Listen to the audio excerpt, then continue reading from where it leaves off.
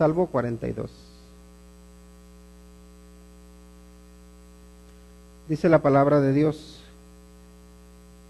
como el ciervo brama por las corrientes de las aguas, así clama por ti, oh Dios, el alma mía. Mi alma tiene sed de Dios, del Dios vivo. ¿Cuándo vendré y me presentaré delante de Dios? Fueron mis lágrimas mi pan de día y de noche, mientras me dicen todos los días: ¿dónde está tu Dios? Me acuerdo de estas cosas y derramo mi alma dentro de mí, de cómo yo fui con la multitud y la conduje hasta la casa de Dios, entre voces de alegría y de alabanza del pueblo en fiesta. ¿Por qué te abates, oh alma mía, y te turbas dentro de mí? Espera en Dios, porque aún he de alabarle, salvación mía y Dios mío. Dios mío, mi alma está abatida en mí. Me acordaré por tanto de ti desde la tierra del Jordán y de los hermonitas, desde el monte de Mizar. Un abismo llama a otro a la voz de tus cascadas. Todas tus ondas y tus olas han pasado sobre mí. Pero de día mandará Jehová su misericordia, y de noche su cántico estará conmigo, y mi oración al Dios de mi vida. Diré a Dios: roca mía, ¿por qué te has olvidado de mí? ¿Por qué andaré yo enlutado por la opresión del enemigo? Como quien hiere mis huesos, mis enemigos me afrentan, diciéndome cada día: ¿dónde está tu Dios? ¿Por qué te abates, oh alma mía, y por qué te turbas dentro de mí? Espera en Dios, porque aún he de alabarle, salvación mía y Dios mío. Vamos a orar. Padre, en el nombre de Cristo Jesús, te agradecemos por tu presencia entre nosotros. Y Señor, pedimos porque tu Espíritu Santo nos guíe, que sea nuestro Maestro, que nos dé discernimiento para poder comprender tu palabra, y también danos un corazón que esté dispuesto a obedecerte. Padre, por favor, fortalécenos, y si hay alguien que esté abatido, que tiene sed, por favor, sáciale, Señor. Padre, nos ponemos en tus manos y pedimos de tu bendición en el nombre de Cristo Jesús. Amén. Cada uno de nosotros enfrenta distintas luchas. Especialmente veo la semana, el trabajo, las responsabilidades que tenemos, de alguna manera como un desierto, en el que todos, de alguna manera o de otra, enfrentamos. Y la idea de la iglesia es que la iglesia sea como un oasis en medio del desierto, que después de que hemos tenido, yo no sé, peleas, a veces chismes que hay en el trabajo, envidias,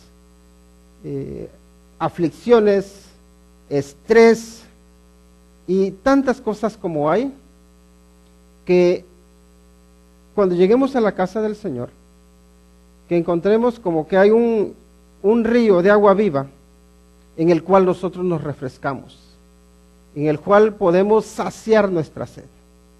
Y de alguna manera que lleguemos a la iglesia diciendo: tengo sed. Tengo sed. ¿Pero de qué tienes sed? Tengo sed de Dios. Tengo sed de tener un tiempo en el cual mi alma pueda saciarse de Él, en el cual mi ser pueda sumergirse en el río del agua viva que es Cristo Jesús. Pero para que eso se dé, es necesario que nuestra alma, que nuestro ser anhele estar ante la presencia del Señor. Porque el alma tiene poca satisfacción en la casa de Dios si no se encuentra con el Dios de la casa. Nuestra alma tiene poca satisfacción en la casa de Dios si no se encuentra con el Dios de la casa. Si nuestra alma, si nuestro ser viene a la casa de Dios, pero no hemos tenido un encuentro con el Dios de la casa, poco provecho sacamos. Luego también podemos decir que quien ama la justicia anhela estar en la presencia de Dios. Pero quien ama la hipocresía teme la presencia de Dios. El que anhela la justicia anhela la presencia de Dios. El que ama la hipocresía teme la presencia de Dios. Y tenemos que preguntarnos, yo como persona anhelo estar en la presencia de Dios, especialmente después de que enfrentamos dificultades, cuando enfrentamos luchas, o por el contrario, anhelamos ser saciados en otras fuentes que no son el agua de vida. Todos enfrentamos sufrimientos, todos enfrentamos luchas, todos atravesamos un desierto. Y todos creo que en algún momento decimos, tengo sed de que estos problemas ya se acaben. Tengo sed de que esta enfermedad se pase. Tengo sed de que este sufrimiento ya llegue a un fin. Pero sobre todo debemos tener sed de estar en la presencia de Dios. Los puntos que vamos a tratar, primero, ya sabemos que el título es tengo sed, porque miren lo que nos dice aquí el salmista, dice, como el ciervo brama por las corrientes de las aguas, así clama por ti, oh Dios, el alma mía. Y luego dice, mi alma tiene sed de Dios, del Dios vivo. ¿Cuándo vendré y me presentaré delante de Dios? Y si queremos ponerle un título a estos dos versículos, podríamos decir, el salmista tiene sed, o su alma tiene sed, pero tiene sed de Dios. Y eso es muy importante, que nuestra alma tenga sed de Dios, porque si nuestra alma no tiene sed de Dios, nunca va a ser saciada. Siempre va a ir buscando nuevas experiencias, pero ¿saben qué? Las experiencias fuera de Dios podemos decir que nos satisfacen de forma momentánea, pero se esfuman, se van. No hay una satisfacción, no hay una saciedad que sea duradera. Y muy bien, su alma tiene sed de Dios. Y lo único que puedo decir, yo tengo sed de Dios. Tenemos sed de Dios. Tenemos sed de alimentarnos de su palabra. Tenemos sed de cantarle, tenemos sed de alabarle. Tenemos sed de pasar tiempo con Él. Y ahí es donde ya tenemos que empezar a preguntarnos, ¿dónde estoy empleando mis esfuerzos? Pregunto, ¿tengo la costumbre de leer por lo menos un pasaje de la palabra de Dios cada día? Voy cada día a la palabra de Dios, que es agua, que nos limpia, que nos lava. Voy cada día a buscar al Señor en su palabra. No tienen que levantar las manos, pero ¿cuándo fue la última vez que tomaste tu Biblia y te pusiste a leerla y a meditar en ella? Porque dijiste, mi alma necesita alimentarse de su palabra. Todos los días tenemos hambre, ¿verdad? Físicamente necesitamos alimentarnos, pues todos los días creo que es importante que nos alimentemos de la palabra. El salmista amaba la ley de Dios, como dice, ¿no? El Salmo 119, oh, cuánto amo yo tu ley, todo el día es ella mi meditación. ¿Tiene nuestra alma sed de la palabra de Dios? ¿Tiene sed de buscar a Dios en oración? ¿Lo buscamos todos los días en oración?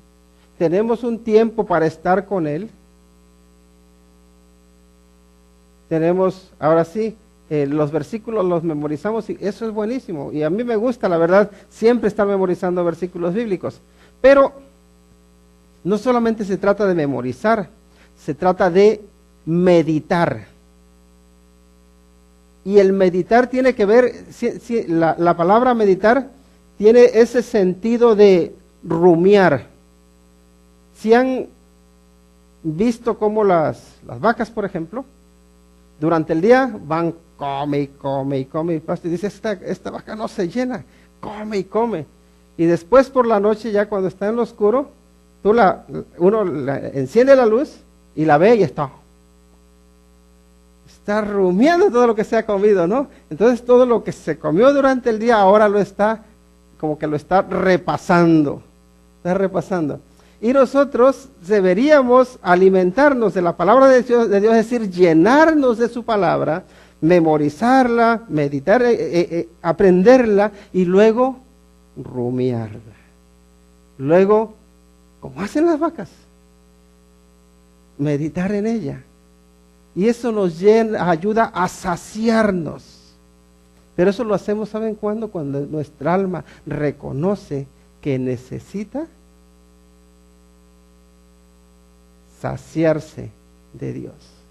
Cuando nuestra alma tiene sed. Y el siguiente punto, quiere saber cuándo llegará el tiempo. Si pueden cambiarle ahí por favor. Quiere saber cuándo llegará el tiempo en que se presente ante Dios. Y aquí, cuando dice, ¿cuándo vendré y me presentaré delante de Dios? Él tiene una sensación de urgencia. No es como nosotros decir, bueno, no estoy muy bien, pero todavía puedo seguir. Sé que necesito acercarme al Señor, pero voy a esperar otro poquito.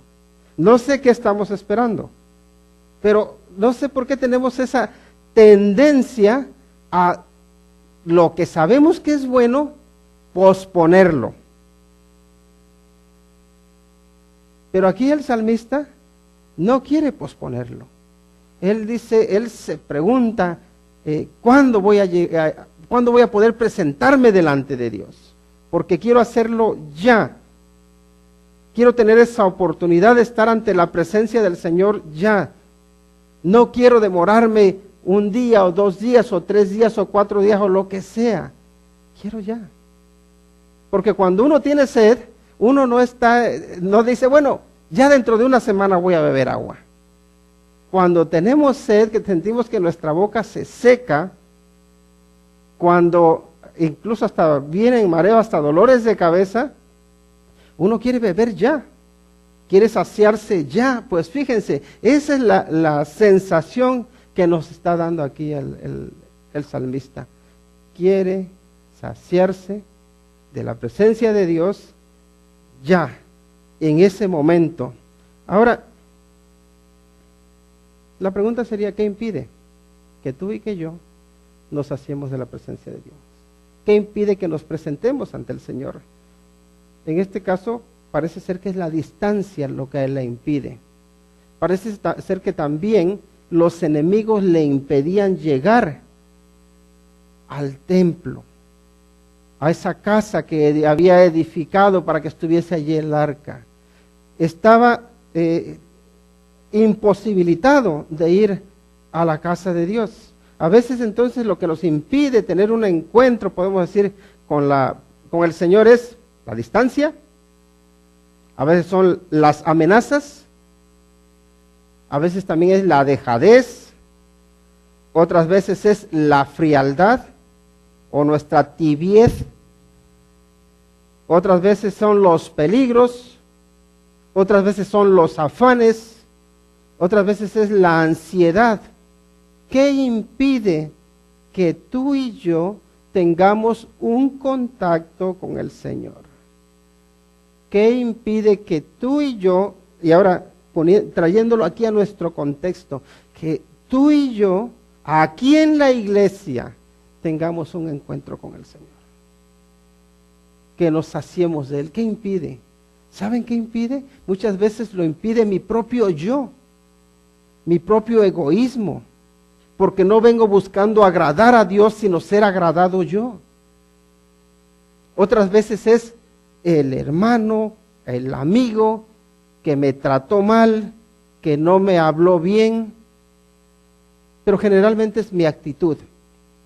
Mi actitud, si es negativa, no me va a permitir tener un encuentro con el Señor. Poder deleitarme en el Señor. No sé si han visto es como una ilustración, ¿no? Que dice que nuestra actitud es como una llanta ponchada. Si es mala, no va a llegar muy lejos. Una llanta ponchada, ¿hasta dónde llega? A la vuelta de la esquina como mucho y ya. Y si sigues rodando, ¿qué pasa? Se destruye, ¿no? Ahora nosotros con una mala actitud en nuestro caminar con Cristo, ¿qué tan lejos creen que vayamos a llegar? No vamos a llegar lejos. ¿Por qué? Porque si queremos avanzar mucho, vamos a destruirnos. Por eso es importante que cuando tengamos esa disposición de decir, Señor, yo quiero estar en tu presencia ahora. ¿Cuándo? Ya. No mañana, no pasado. ¿Qué me lo impide? No hay nada que sea más grande que Dios. Nada que sea más grande que Dios. No permitas que nada te impida no tener esa comunión con el Señor, saciarte del Señor. Ahora, al siguiente punto, miren el versículo 3 lo que nos dice. Fueron mis lágrimas mi pan de día y de noche, mientras me dicen todos los días, ¿dónde está tu Dios? Y mientras él está llorando constantemente, cuando lo está sufriendo, los que le acompañan, de alguna manera le están diciendo, no que tu Dios no te fallaba, no que tú por ser creyente te iba a ir todo bien. ¿No se supone que tienes un Dios que es todopoderoso, que no te va a dejar caído, que te va a levantar? Ya llevas un día caído, llevas 2, llevas 3, llevas 4, llevas una semana, llevas un mes. ¿Dónde está tu Dios?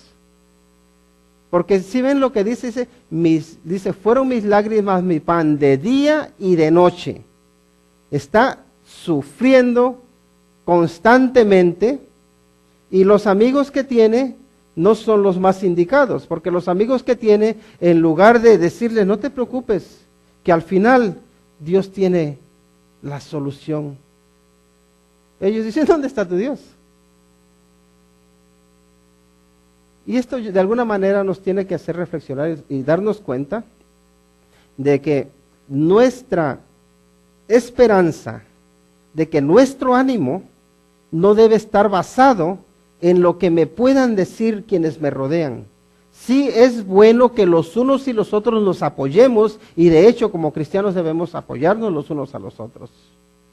Pero es muy fácil que los que nos rodean, incluso, y aunque sea triste, incluso a veces nuestros propios hermanos, que en lugar de animarnos, en lugar de llevarnos cuando nosotros no podemos andar, que incluso todavía nos pongan la zancadilla, que nos hagan tropezar. Porque los hombres, los seres humanos fallamos. Pero ahí es donde debemos también recordar que Dios no se ha olvidado de nosotros.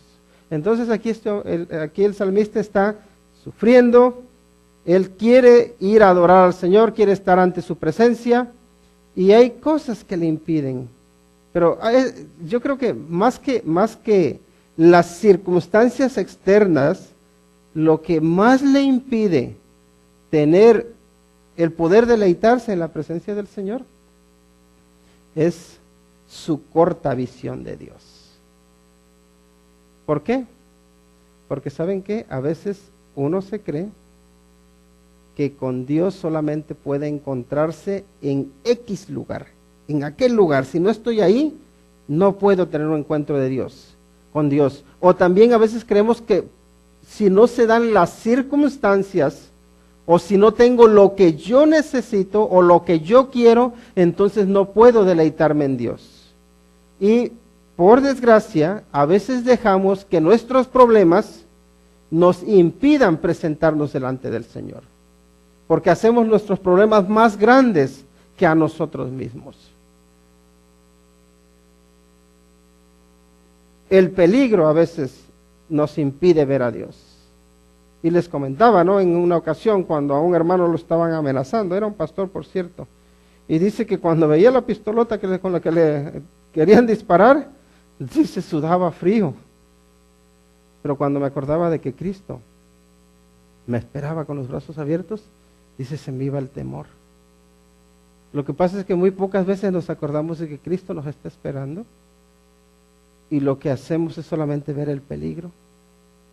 Y no podemos tener ese acercamiento a Dios. Y a veces también los que están a nuestro lado permitimos que nos impidan poder tener el consuelo de Dios. Porque Él está llorando día y noche y parece que están ahí los amigos. ¿Dónde está tu Dios? Y Él más llora, más se entristece. Pero aquí no queda. Sigue al versículo 4. Y aquí empieza a acordarse. Dice el versículo 4. Me acuerdo de estas cosas y derramo mi alma dentro de mí, de cómo yo fui con la multitud y la conduje hasta la casa de Dios, entre voces de alegría y de alabanza del pueblo en fiesta. ¿Recuerda cuando le dije al pueblo?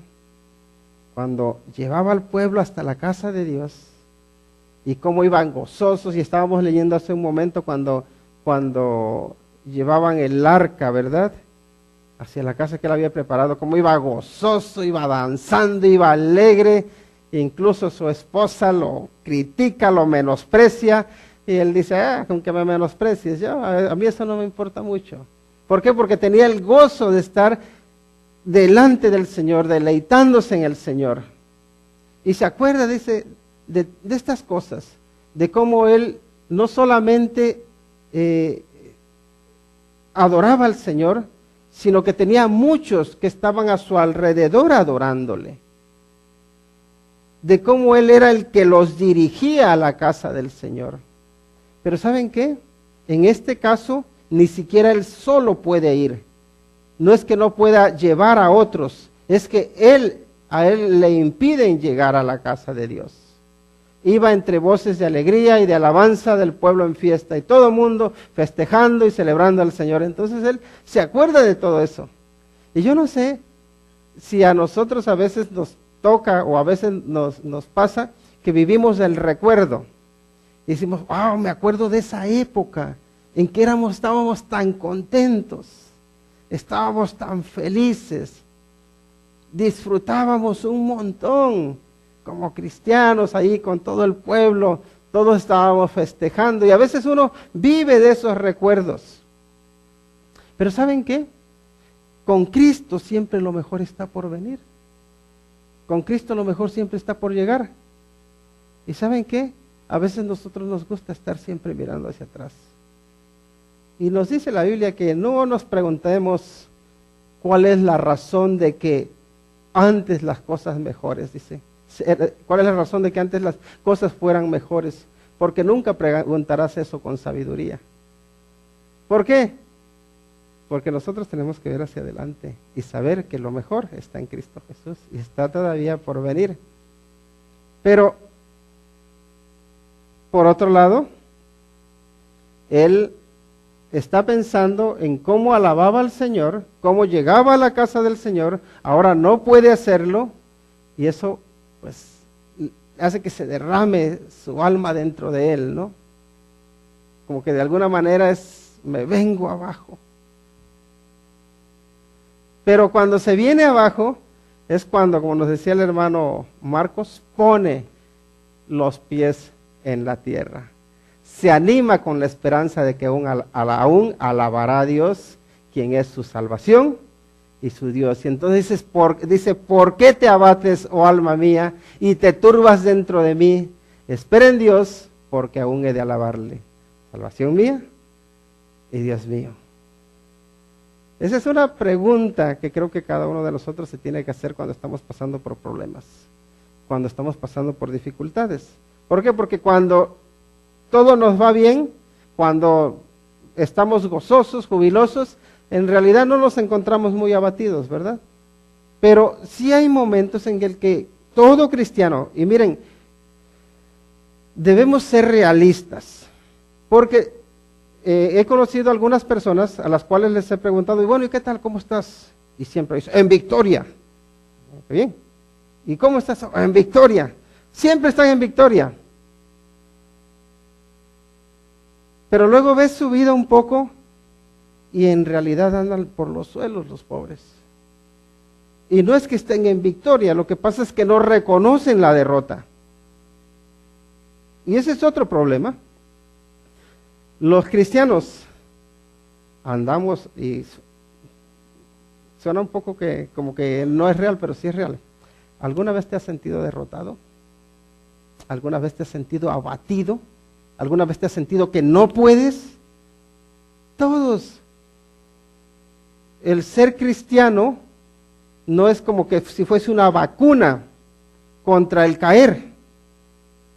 Ahora, un cristiano, cuando cae, debe levantarse. Un cristiano cuando está abatido, lo normal es que diga, estoy abatido, estoy sufriendo, necesito que oren por mí. Necesito mejorar mi relación con Dios. Estoy sediento. Me siento que estoy en el desierto, pero incluso a veces siento que estoy dando vueltas en el desierto. Y no encuentro la salida y busco por un lado y busco por otro y digo, y no sé cómo solucionar las cosas. Porque hay que reconocer uno también sus debilidades. Ahora, ¿significa eso que debo estar siempre ahí abatido, que debo estar turbado? No. Significa que yo una vez que reconozco en dónde está mi debilidad, que estoy caído, que estoy por los suelos, que levante yo los ojos y que le pida al Señor que me levante.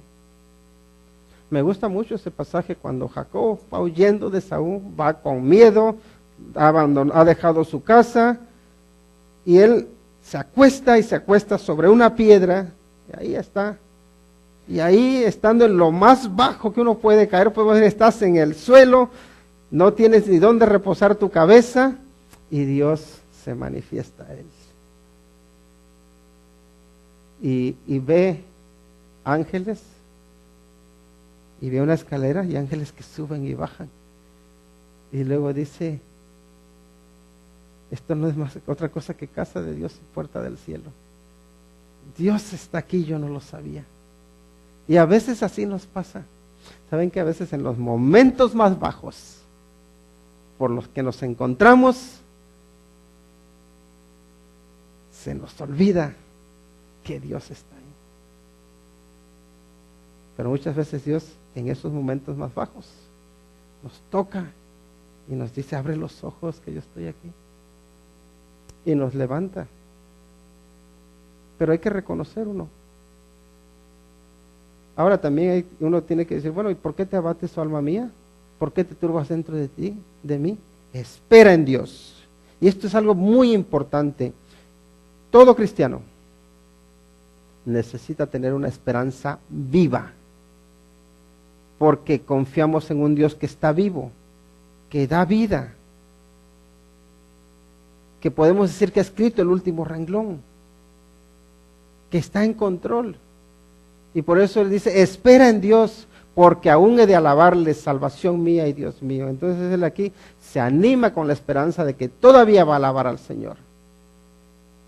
Y por eso en cualquier circunstancia en la que nos encontremos, no nos creamos que eso es el fin. Todavía podemos esperar en Dios.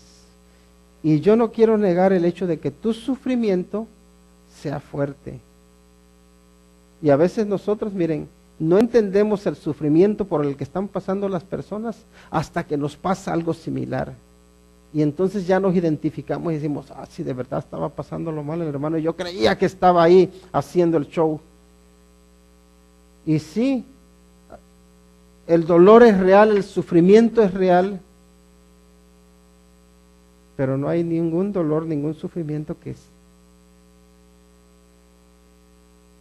sea lo suficientemente grande como para que nos lleve a borrar a Dios de nuestra meta, a Cristo de nuestra meta, de nuestra perspectiva, de nuestra visión. No permitamos que el sufrimiento borre a Dios o a Cristo de nuestro objetivo. Esperemos en Él. Siguiente punto, dice alaba a Dios desde el lugar en que se encuentra, porque dice, Dios mío, mi alma está batida en mí. Y dice, me acordaré por tanto de ti desde la tierra del Jordán y de los hermonitas, desde el monte de Mizar. Y aquí de alguna manera lo que veo es un cambio en el salmista. Si se dan cuenta, primero está diciendo que como el siervo brama por las corrientes de las aguas, así clama por ti, oh Dios, el alma mía, mi alma tiene sed del Dios vivo. Y luego dice, ¿cuándo vendré y me presentaré delante de ti? Y ya empieza a decir todo, de alguna manera está diciendo, no puedo presentarme ante el Señor porque no puedo ir a su casa. Y aquí en este versículo 6, como que parece que se le enciende la luz y dice, pero si aquí donde estoy, aquí puedo tener una relación profunda con Cristo, con Dios, perdón, aquí yo puedo tener un encuentro con Dios. Y por eso ahí él dice, me acordaré por tanto de ti desde donde, desde la tierra del Jordán, desde las hermonitas, desde el monte de Mizar, desde donde yo me encuentre, desde donde yo tenga que huir, donde tenga que estar escondido, tú ahí estás presente, Señor. Ahí me puedo presentar delante de ti. Y eso es importante, que nosotros seamos conscientes de la presencia de Dios en todos los lugares en que nos encontremos. Si no somos conscientes de la presencia del Señor donde vamos, entonces tenemos problemas, porque tenemos a Dios encerrado en un lugar, porque tenemos a Dios encerrado en el templo, porque tenemos a Dios encerrado solamente en las circunstancias positivas, pero en los problemas ya no lo vemos. Si no ves a Dios en tu trabajo, si no ves a Dios en las dificultades, abre los ojos espirituales, porque Él está ahí, porque está presente. Y alaba a Dios desde el lugar en el cual te encuentres, donde nos encontremos. Y vamos al siguiente punto. Luego dice el versículo 7, versículos 7 y 8. Dice, Dios mío, dice, un abismo llama a otro a la voz de tus cascadas. Todas tus ondas y tus olas han pasado sobre mí. Pero de día mandará Jehová su misericordia, y de noche su cántico estará conmigo, y mi oración al Dios de mi vida. Y podemos decir que el sufrimiento no impide que vea la misericordia de Dios, que le cante y que le busque en oración. El sufrimiento no impide que vea la gloria de Dios, la misericordia de Dios. No impide que le cante y no impide que le busque en oración. ¿Qué produce el sufrimiento en ti? ¿Te hace ver la misericordia de Dios? ¿Te hace, incluso te impulsa a cantarle? ¿Te impulsa a buscarle en oración?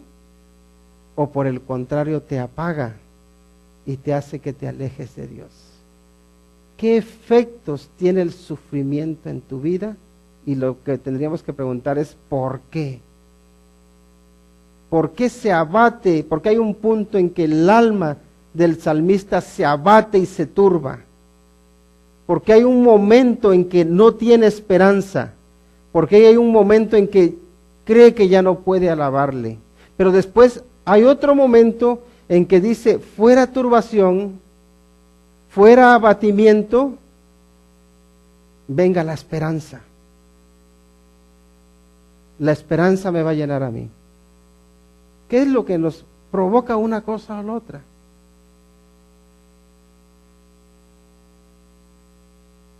El sufrimiento. Creo que está bien expresado por quien dice que es como un altavoz, como una bocina que Dios utiliza para llamar nuestra atención. Porque Dios tiene propósito en ello. Pero también el sufrimiento a veces produce en nosotros como una especie de ceguera. Cuando tenemos problemas, y especialmente cuando nos sentimos desbordados, que no podemos solucionarlos, ¿no llegan a sentir como que se les cierra el mundo? Como que ya no hay salida, ya no hay escapatoria. Y de hecho hay muchas personas que cuando llegan a estar en ese nivel de sufrimiento, en ese nivel de problemas, hay veces que unos optan por el suicidarse. Algunos optan por escaparse y se van. Y por eso vemos a veces a hombres que tienen tantos problemas en su casa que ya no saben cómo solucionarlos, que salen huyendo de su casa. Se hunden y dicen, ya no hay solución. O con mujeres que hacen lo mismo, jóvenes y jovencitas que también hacen lo mismo. Que la situación en la que se encuentran les desborda y entonces huyen. Y se creen que ya no hay esperanza. Y algunos también es verdad que se van a los vicios. Pero el sufrimiento enfrentado desde una, vamos a decir, desde una perspectiva correcta, creo que nos hace ser más conscientes de la misericordia de Dios. Porque ¿saben qué? Justamente cuando creemos que ya todas las puertas se han cerrado, Dios lo que hace es abrirnos una. Y nos dice, por aquí es por donde tienes que ir. Y entonces cuando dices, yo por mí solo no habría podido solucionar esto, pero ahí está la misericordia de Dios. Y cuando ves que Dios te abre una puerta, lo único que puedes hacer o lo único que podemos hacer es cantarte, alabarle.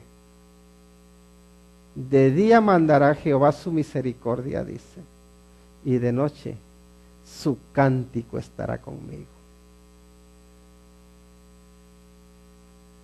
Porque cuando tú ves la misericordia de Dios manifestada en tu vida, lo normal es que le cantes. Pero no tu canto, su canto. El que le agrada a Él. El que sí te sacia a ti, que te llena, pero el que le honra a Él. El que le glorifica. Porque no es mi canto, es su canto. Mi cántico, su cántico, dice, estará conmigo. Y luego dice, y mi oración al Dios de mi vida. Ahora, ¿qué oración es la que le vamos a presentar al Dios de nuestra vida? En su oración refleja que ve a Dios como su roca. Mírenlo, miren ahí en el versículo 9. Diré a Dios, roca mía, ¿por qué te has olvidado de mí? ¿Por qué andaré yo enlutado por la opresión del enemigo? Dice, como quien hiere mis huesos, mis enemigos me afrentan, diciéndome cada día, ¿dónde está tu Dios? Y vuelve a preguntarse, ¿por qué te abates, oh alma mía, y por qué te turbas dentro de mí? Espera en Dios, porque aún he de alabarle, salvación mía y Dios mío. Ve a Dios como roca, ¿verdad? Pero también ve a Dios lejano. Reconoce que la opresión del enemigo también dice que no debe hundirle emocionalmente. En tu oración, la oración que tú diriges al Señor, ¿qué le dices? Roca mía, en el sufrimiento, en los problemas, cuando sientes que tu barco se hunde, cuando sientes que todo el piso se te mueve, necesitas algo sólido, necesitas algo en que apoyarte, necesitas algo firme. Y es bueno recordar que el fundamento sólido y firme es Cristo Jesús. Él es la roca, su obra es perfecta, su fundamento no se mueve. Entonces, en tu oración, en nuestra oración, reconozcámoslo a Él como roca. Pero fíjense cómo aquí en su oración Él ve a Dios como que se ha olvidado de Él, ¿no? Dice, ¿por qué te has olvidado de mí? Como que está lejano, como que ya no quieres saber nada de mí. Y creo que esa es claro, es una visión errónea de Dios. Dios no se olvida de nosotros. Aunque nosotros nos creamos, aunque parezca que se ha alejado de nosotros, no se ha olvidado de nosotros. Todavía está allí y de hecho está cercano. Como dice, buscar a Dios mientras puede ser hallado. Llamarle en tanto que está cercano. Y está cerca. Ciertamente está cerca. Y luego también, en su oración, dice, ¿por qué andaré yo enlutado por la opresión del enemigo? Y en este caso eran enemigos que querían destruirle. Y cuando alguien te quiere destruir, cuando alguien te quiere mal, aunque no te quiera destruir, pregunto, ¿te afecta o no? ¿Nos afecta?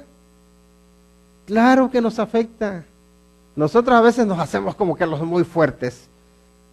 Que hablen de mí lo que quieran, que digan lo que quieran, a mí no me interesa, yo vivo mi vida. Y no les quiero decir todas las barbaridades que se ven en el Facebook, porque ya eso sería un chisme.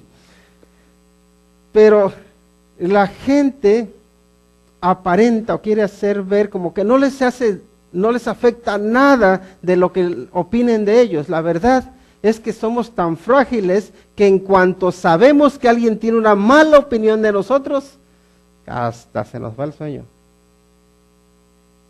Será usted o será a ti.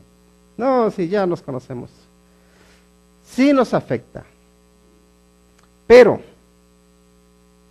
aquí se pregunta, dice, ¿por qué andaré yo enlutado por la opresión del enemigo? Si aunque el enemigo sea muy fuerte, mi amigo es más fuerte. Y de alguna manera yo creo que tenemos que aprender a pensar en esto. Bien, cuando actué y se produjeron malas opiniones respecto a mí, ¿actué en obediencia a Dios o actué en desobediencia a Dios? De alguna otra manera, o visto de otra manera, ¿me respalda Dios en lo que he hecho? Y las acusaciones o los ataques son injustos, o las acusaciones y los ataques que están produciéndose en contra mía son justos. Si son justos, ¿saben qué? Nos vamos a desmoronar, si son correctos. Pero si te están atacando, si te están criticando de forma injusta, vas a poder tener descanso. ¿Sabes por qué? Porque vas a tener el respaldo de Dios. Y es muy importante que tú y que yo nos preguntemos, ¿me están acusando correcta o falsamente? ¿Me respalda Dios en esto o no me respalda? Si no nos respalda, lo llevamos mal. Pero aquí el salmista reconoce que Dios está de su lado y dice, ¿por qué andaré yo enlutado? Por la opresión del enemigo. ¿Por qué?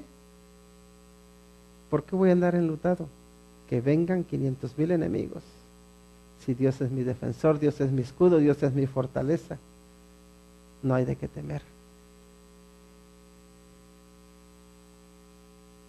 Vamos a ir concluyendo. ¿Por qué te abates, oh alma mía, y por qué te turbas dentro de mí? Espera en Dios, porque aún he de alabarle. Salvación mía y Dios mío. La esperanza.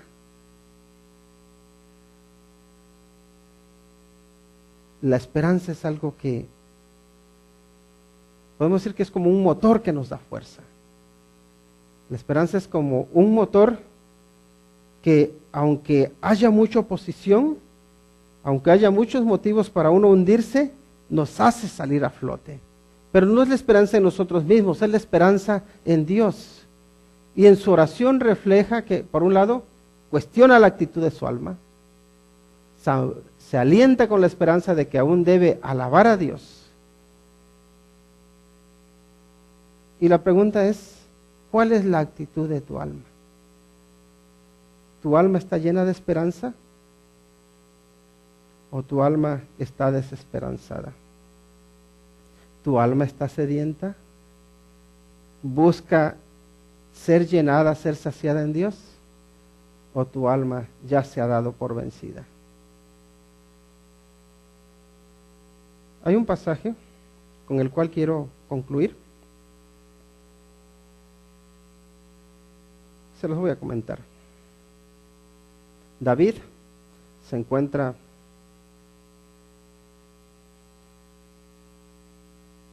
huyendo, bueno, más bien está en su ciudad fortificada y no puede acercarse a Belén, porque Belén está resguardada por el ejército enemigo. Y tiene a unos valientes que están con él, y él tiene sed y expresa un deseo. Dice: oh, quien me diera a beber agua del pozo de Belén, el que está a la puerta. Y hay 3 valientes que, arriesgando su vida, van y entran a Belén, van al pozo, sacan agua y se la llevan a David. Y llegan y le dicen: aquí está tu agüita. Y David, cuando se da cuenta de lo que han hecho, de que han arriesgado su vida, cuando se da cuenta de que a ellos no les importó perder su propia vida con tal de saciar su sed, ¿qué es lo que hace? Agarra el agua y la vierte en el suelo. Toda el agua al suelo. Es agua con la que él quería saciar su sed. Yo primero tendría que preguntar, ¿no? ¿Por qué? David, ¿cómo se te ocurre tirar un agua por la cual han arriesgado su vida tus hombres? ¿Es que no valoras el esfuerzo? Y él dice que no es que no valore el esfuerzo, sino que él no puede beber el agua por la que han arriesgado su vida sus hombres.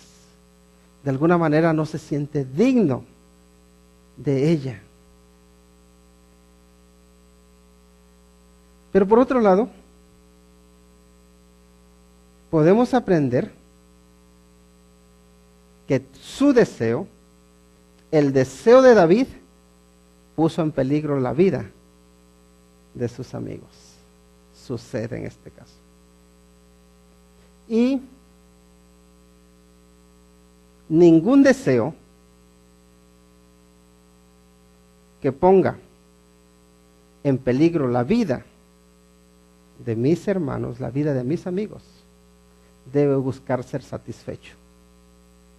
¿Me explico? Cada uno de nosotros tendrá sed de solucionar algo, de conseguir algo, de encontrar algo.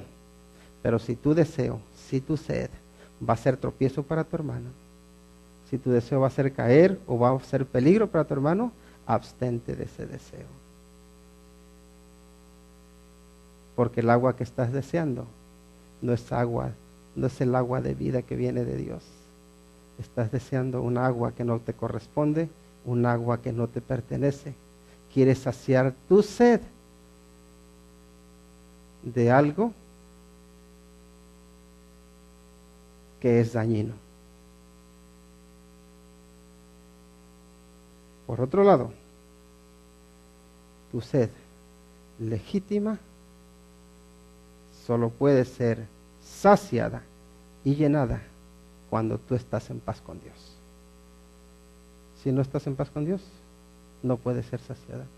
El sufrimiento, el dolor, encuentra su respuesta y su solución en la persona de Cristo Jesús. Nadie más. Vamos a orar. Dios Santo, te damos las gracias porque estás con nosotros, porque no nos dejas solos. Y Señor,